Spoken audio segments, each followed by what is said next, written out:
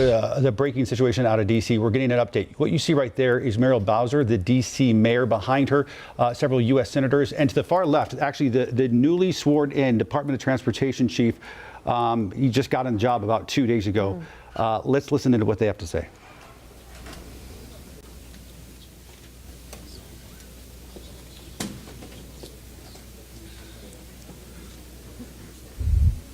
Good morning. I'm Muriel Bowser. I'm the mayor of Washington, D.C. We are here at Reagan National Airport to provide an update on the tragic events of last night. I'm joined by U.S. Transportation Secretary Sean Duffy, D.C. Fire and EMS Chief John Donnelly, American Airlines CEO Robert Eisen, the MWA, the Washington Metropolitan Washington Airports Authority CEO Jack Parter, United States Senator Mark Warner, United States Senator Tim Kaine, U.S. Representative Don Beyer, as well as the Chief of the Metropolitan Police Department, Pamela Smith. And we are joined by first responders from across the Metropolitan Washington region. I speak for all of us when I say, and certainly all Washingtonians, how very sad we are for American Airlines, for the United States Department of Defense, and for all Americans for the loss of life that happened with the collision of these aircrafts. We know that includes families from across our region as well as in Kansas and across the country. This morning we all share in a profound sense of grief. I do want to thank the first responders who acted quickly last night, who ran towards danger, went into a very frigid river, and have worked throughout the night. Chief Donnelly reported in last night's briefing that we have a strong mutual aid agreement in our region, and those teams have worked together throughout the night in really tough and heartbreaking conditions, and we should all thank them for their heroic efforts. So we'll have several updates today. I'm first going to turn to the Secretary of Transportation, Sean Duffy, and then you will hear directly from Chief John Donnelly with a situational update. Thank you, Mayor. Again, Sean Duffy here, Secretary of Transportation. We wish we were gathering for different purposes today. I just want to let you know that the Department of Transportation, the FAA, along with the White House, President Trump, local, state, and federal partners all working together on this incident in unison. I couldn't be prouder of this team that's been assembled, working tirelessly. Mayor, I want to thank you specifically for your work. A few details I'd like to give all of you, and some of you reported this, but last night, if you live in the D.C. area, you would know that this was a clear night last night. The helicopter was in a standard pattern. If you live in the D.C. area, you'll see helicopters up and down the river. This flight pattern is seen oftentimes when you live in D.C. This was a standard flight pattern last night as well. The American Airlines flight coming into land was in a standard flight pattern as it was coming into DCA. So this was not unusual with military aircraft flying the river and aircraft landing at DCA. And again, if you live in the area, you'll see that frequently with those two aircraft working together. As many of you have reported, we have located the two aircrafts. The fuselage of the American Airlines plane was inverted. It's been located in 3 different sections. It's in about waist-deep water, so that recovery is going to go on today as that recovery takes place of the fuselage of the aircraft. NTSB is going to start to analyze that aircraft, partner with the FAA with all of the information we have to get the best results possible for the American people. I would just say that safety is our expectation. Everyone who flies in American skies expects that we fly safely, that when you depart an airport, you get to your destination, That didn't happen last night. And I know that President Trump, his administration, the FAA, the DOT, we will not rest until we have answers for the families and for the flying public. You should be assured that when you fly, you're safe. Thank you. Mayor. Is that yours? Thank you, Secretary. Thank you, Mayor. I'm joined today with Fire Chief Bonnet from the Metropolitan Washington Airports Authority, and I'm John Donnelly, Chief of the District of Columbia Fire and EMS Department. Last night at 8:48, the control tower sounded an alert, which alerts responders to respond to a report of an aircraft crash on or near the airport. That sets off an immediate response from the Airport Authority Fire Department, from the District of Columbia and Metropolitan Harbor Patrol fire boats and other fire boats on the river in order to support that type of operation. Very quickly, this call escalated. It became apparent, the responders realized that they had a plane crash and immediately escalated to a response that ultimately included about 300 people last night. These responders found extremely frigid conditions. They found heavy wind. They found ice on the water, and they operated all night in those conditions. I'd like to take a moment to acknowledge the agencies that responded in addition to DC Fire and EMS and the Metropolitan Washington Airports Authority: Montgomery County Fire Department, the Prince George's County Fire Department, the Charles County Fire Department, the Baltimore County Police Department, the Anne Arundel County Fire Department, the Alexandria Fire Department, the Arlington County Fire Department, the Fairfax Fire Department, the Prince William Fire Department, the Baltimore City Police Department, the Maryland State Police, the Maryland Natural Resources Police, the Department of Defense, the Joint Base in Bowling Fire Department and the staff there, the U.S. Army, the U.S. Coast Guard, the United States Park Police, the Metropolitan Police Department, the FBI, and the NTSB. Despite all those efforts, we are now at a point where we are switching from a rescue operation to a recovery operation. At this point, we don't believe there are any survivors from this accident, and we have recovered 27 people from the plane and 1 from the helicopter. The District Office of the Medical Examiner has lead on reuniting these bodies and these people with their loved ones, and we will continue to work to find all the bodies and collect them and reunite them with their loved ones. We should also acknowledge that the Virginia Medical Examiner and the Army Medical Examiner are involved in this operation and a very important part of getting people identified. So, who's next?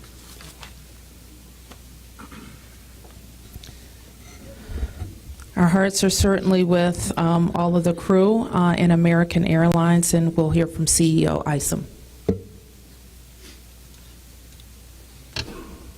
Thank you, Mayor. Good morning. I'm Robert Isom, the CEO of American Airlines. I want to express my sincere condolences for the accident that happened at DCA last night. We're absolutely heartbroken for the family and loved ones of the passengers and crew members, and also for those that were on the military aircraft.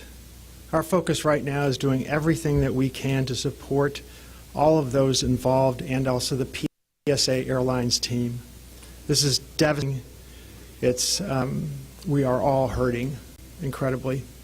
We urge any family and friends looking for information about their loved ones to call our designated helpline, and that's at 1-800-679-8215, 1-800-679-8215. And here's what I can share at this early stage.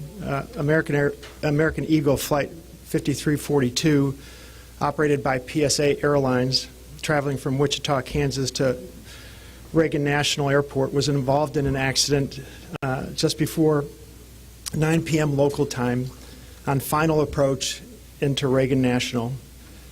It collided with a military aircraft on an otherwise normal approach, and at this time we don't know why the military aircraft came into the path of the PSA aircraft. Flight 5342 A CRJ 700 was under the command of 4 crew members. They carried 60 passengers, as you know, for a total of 64 people on board. In addition to local resources already here in D.C., American Airlines has activated our care team, and that's a group of specialists that are trained to support these types of responses. These team members are on site or arriving soon. And additionally, we have members of our GO team that are on ground here in D.C., and they're being deployed with resources to do everything that we can to take care of the needs of the families and the loved ones of the passengers and crew members. And that is our sole focus. And we're so grateful for the first responders. They've been working through the night, courageous efforts. And we're actively working with local, state, and federal authorities on emergency response efforts and closely coordinating with PSA Airlines as they cooperate fully with the NTSB on the investigation. I know that there are many questions. And at this early stage, I just won't be able to answer many, but we'll provide additional information as it comes. Thank you. I want to introduce the Metropolitan Washington Airports Authority CEO, Jack Potter. The authority manages Reagan Washington National and Dulles International. Good morning, and thank you, Mayor. First, let me begin by expressing our condolences for all the victims of this flight and for their families. There's a lot of grieving going on, and so we're very sympathetic to that. I want to echo what was said about the first responders. When there's a problem in this area, everybody drops everything, and they rush to wherever the problem is. So I want to thank the chief, the entire team from Washington, D.C., but just as important, the list of folks that the chief described. Federal authorities have been here en masse, and so a lot of effort was brought to bear. Unfortunately, we weren't able to rescue anyone, but we are in the recovery mode right now. And I just want to, last night I expressed the fact that we hope to open at 11 o'clock today, and that is still the case. We're going to open the airport at 11 o'clock.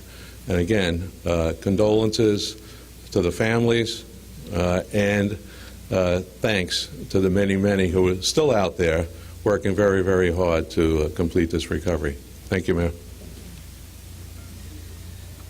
I do want to acknowledge that the Virginia Transportation Secretary is here, in addition to the Alexandria Mayor, and I will like to ask members of the Virginia congressional delegation to the podium next. U.S. Senator Mark Warner, followed by Tim Kaine and Representative Don Beyer.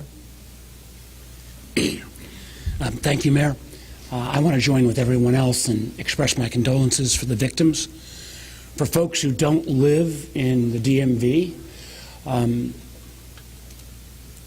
we are made up of a lot of jurisdictions.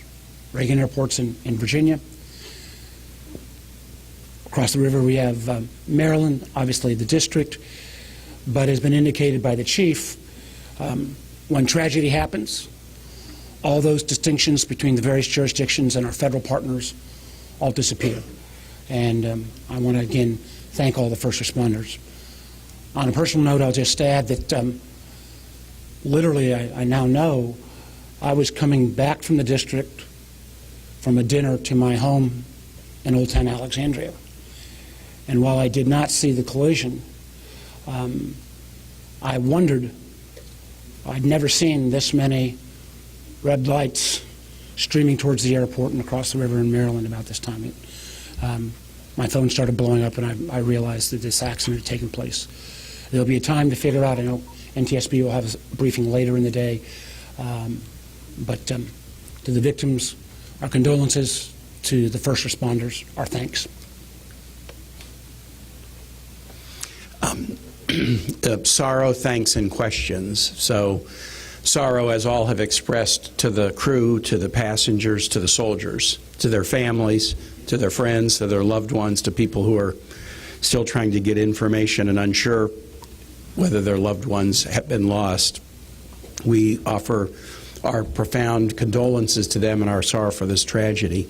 Thanks. I'll echo, Mayor, what you began with. When you see a challenge like this and you see people from so many different agencies, local, state, federal, with different uniforms, different badges, but working in such a coordinated way, even in the midst of a tragedy, it does give you a sense of appreciation and pride in people's willingness to come to the danger and work together. And I started to see that as a local official 30 years ago in Richmond, and definitely have seen it here.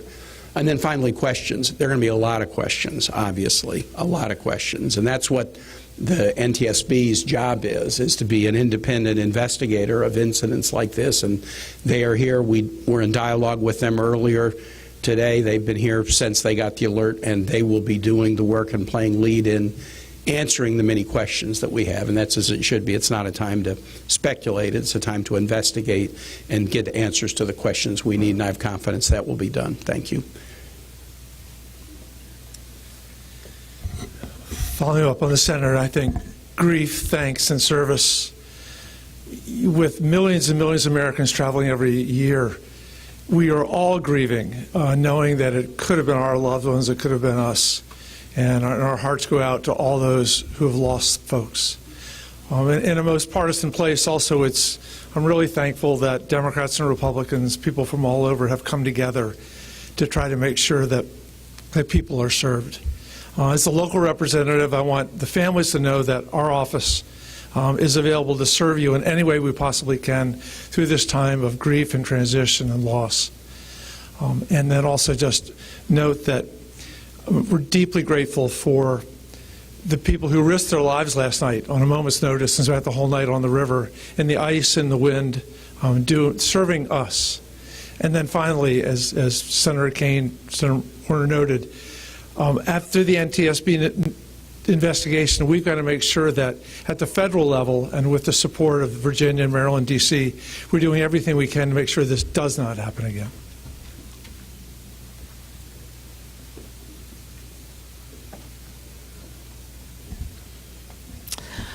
So with that, it's been said already that the National Transportation Safety Board becomes the lead agency in the investigation.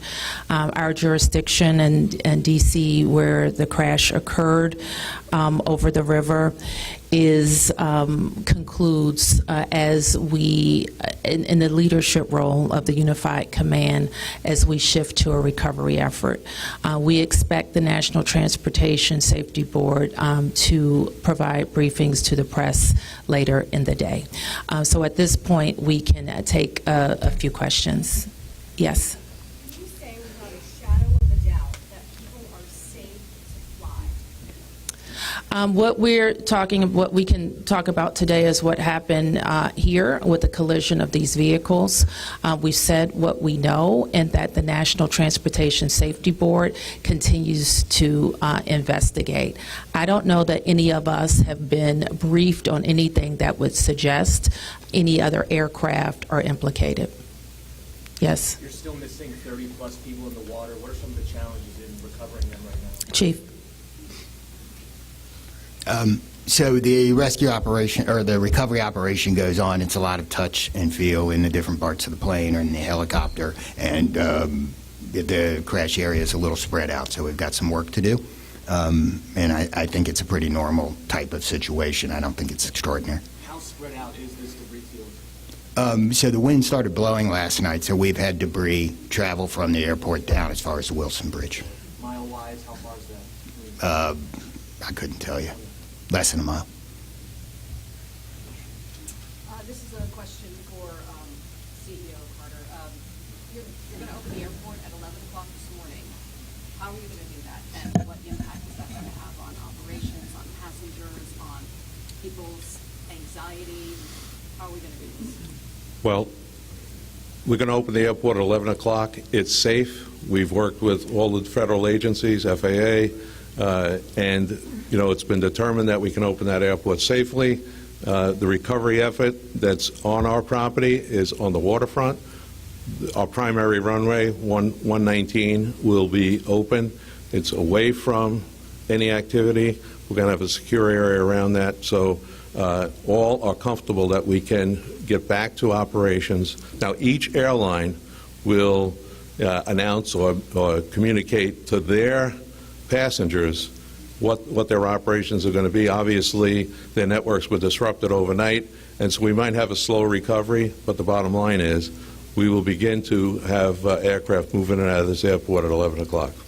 Okay, so 1, 2, 3. Has the flight recorder been recovered, the black box at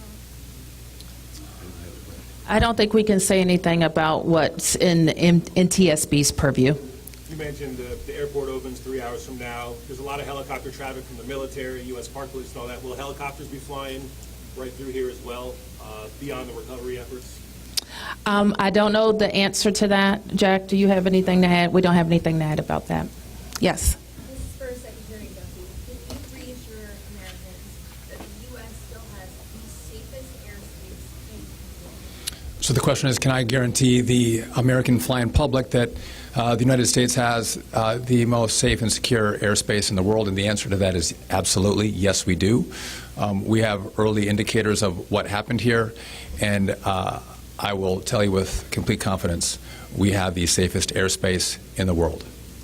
What's next? When it comes to reforming these families with tragically lost their loved ones, what does that look like so far? Have any of them been informed? The flight manifest, is there any details you can provide on that front? Tyson, can you add anything? All I can say is that we have published the 1-800 number. We have family assistance centers set up here in DCA. We do in Wichita as well. I'm not at liberty to give the number of families that have been that have used those services, but we are making that use. We have over 100 team members that are either here or on their way that are specially trained to work with family members, handle travel arrangements, hotel arrangements, incidentals, to make sure that we're taking care of people in any way that they can, as you know, as our teams are hurting and suffering, and as our passengers and their families need assistance. We're doing everything we can. I don't have any more information on that right now. Mayor, Chief Donnelly, can I ask you to describe the next phase of the investigation? How confident are you that you'll be able to recover all 67 of these bodies? And can you speak to some of the debris that's also being pulled out of the river? We understand there are some suitcases, some other things that have been pulled out from the river. And I would like to ask anyone here, perhaps the Transportation Secretary or Mr. Eisen, if we know anything about these victims, age ranges, nationalities, anything of that. So the next phase of this operation is going to be led by the NTSB. All of us are working together, though, to search the area and to find the victims. I'm confident that we will do that, and that will take us a little bit of time, though. It may involve some more equipment. As far as the things being collected, I don't have personal knowledge. I know that we have been collecting debris that you would expect to see from a plane. Okay. Anything about the victims? So the question is about the victims. The NTSB is going to lead that portion of the contact with the victims. I believe American is going to be involved with that as well, and so will the FAA and the Department of Transportation. Secretary Duffy, We're going to take some questions over here. 1, 2, 3, 4. For Secretary Duffy, the flight path that the helicopter was on, is that a common flight path, and is it normal for helicopters to get clearance to cut across busy approach paths? So I don't know if you all could hear the question. It's a question about the flight path of the helicopter. I don't want to go into too much detail about the information we have from the FAA, but obviously it is not standard to have aircraft collide. I want to be clear on that. But prior to the collision, the flight paths that were being flown from the military and from American, that was not unusual for what happens in the D.C. airspace. And as this investigation moves forward, we will be able to provide more information to you about the details of that statement. I wanted to follow up on that question regarding the flight path that you said it's standard. So can you speak to the conversations with aircraft control or the blind spots here? I So the question is, were there blind spots with air traffic control? I don't want to make statements about that. I don't lead into that answer. But again, I think whether it was air traffic control, whether it was military aircraft, helicopters, or the American flight, everything was standard in the lead up to the crash. Now, obviously, something happened here. You'll get more information and more details as this investigation moves forward. We'll learn what happened. But again, those who live in the D.C. area, we see military helicopters fly up and down the river. It's a standard path that they fly. They're used to aircraft landing at DCA, and there's a procedure in place because this happens every day. Something went wrong here. I look forward to the time and point when we can give you that information, but I don't want to comment on that right now. Senator Payne, Senator Warner, you all have been very vocal about your concerns about busy runways here, air traffic. I know it's still early in the investigation. I'm just curious, any steps that you all plan to take to address that? We have raised this issue continuously. We've got very busy airspace. I think we will ask questions, but at the appropriate time. We are in this period right now where families are still being notified. We're trying to figure out what happened. There'll be time for those discussions, I think. Yeah, I'd just say the same thing. We've been pretty plain about our concerns, but it isn't a good time to speculate right now. We have faith that the NTSB will provide the answers about this. Okay, you four here, and I'm going to take three in the middle, and then we're going to have to wrap 1, 2, 3 after this young man. Thank you, appreciate it. Chief, I know, again, I can imagine it must be traumatic for the first responders that deal with this. How are they doing right now, and are you all going to be offering any services to help them as they process this? So thank you for the question. Our first responders are resilient people, but yes, this call will be hard for them. Our peer support teams are already engaged with the responders, and we'll be following up on that to make sure that they're okay. But I think the concern is real. What kind of communication was it between the helicopter and the tower, the plane and the tower, and the helicopter and the plane? I don't want to say too much on the communication between the helicopter and the tower and the airline and the tower, but I will say this: there was communication. It was, I would say, standard communication. So there was not a breakdown, if that's your question, in communication between the military helicopter and the American Airline flight. There was communication between the aircraft and the tower. Was the plane aware there was a helicopter in the area? I would say the helicopter was aware that there was a plane in the area.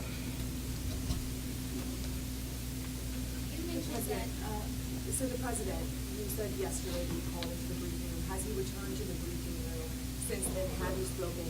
Also a question about the National Security Advisor, Mike Waltz. He's saying that there was 30 bodies that have been recovered. That you just said that in the White House. Curious. I know you're in this presser right now, so that's hard for you to update. But I do have a question on police. I can do the body. I'll do the body first. So in terms of body recovery, as we recover bodies, we have a process, and we're not counting any bodies until they're in the possession of the medical director. So there may be some fluctuating in numbers that other people would report, but our numbers from the medical examiner. So just in regard to the president, in the briefing room, I've been with this team for the last hour plus as we've worked through the details of the information we wanted to give you. But it is my understanding that either this morning he was going to be in the situation room, or the situation room is obviously briefing the president. He has been kept in full appraisal of what is taking place. Okay, last two, you and you ma'am, first. You mentioned that the aircraft was on a standard flight pattern. Just curious, when the airport opens at 11 today, will planes be on that flight pattern again, or are they being directed to fly a different way? Jack, do you want to? Okay. Well, I mean, safety is paramount. And I don't have that information quite yet from the FAA, so I don't want to provide an information I don't want to provide an answer or inaccurate information on what routes will be flown out of DCA. Okay, last one. Two questions really about the experience and history of the pilots of both the American Airlines plane and the Army Black Hawk helicopter. And then for Secretary Duffy, last night the President had said that this could have been prevented and questioned why air traffic control didn't tell its helicopter what to do. Is that something that investigators have determined should have happened in this situation? So do you want to quickly, Secretary? Just quickly, I don't have a lot of information to release, but these are experienced pilots. I know that the captain had 6 years with PSA, or almost 6 years with PSA, and the first officer almost 2 years. Again, standard approach, and that's about all I can say. Thank you. In regard to the military, I don't have information in regard to the experience of the military pilots. I would just note that this was classified as a training mission. Sometimes people could think that a training mission is someone who is inexperienced in the cockpit. We call these missions that are flown in the D.C. area as our pilots are getting hours in experience training missions. So don't read into that we had how many hours the pilots on the military aircraft had. And you had another question for me that was. Last night the President had said Yep. that this could be prevented, and also that air traffic control, questioning why they may not have communicated with the helicopter telling them what to do. So we are going to wait for all the information to come in from this vantage point, but to back up, President said, what I've seen so far, do I think this was preventable? Absolutely. Thank you. Is there an acting FAA director? Thank you, everyone. You have been listening to live coverage right now from Reagan National Airport after a tragedy in the skies. We're watching it unfold right here on WCNC Plus. Thanks for joining. The time now is 8:05. This is a live look right now at the active search happening now. And in the last 30 minutes, we have learned that this is now considered a recovery mission because they believe all the people involved, all the people on that American Airlines flight, all the people on that military helicopter have all died at this point. 30 people already pulled from the waters there, the cold waters there in the Potomac in Washington, D.C.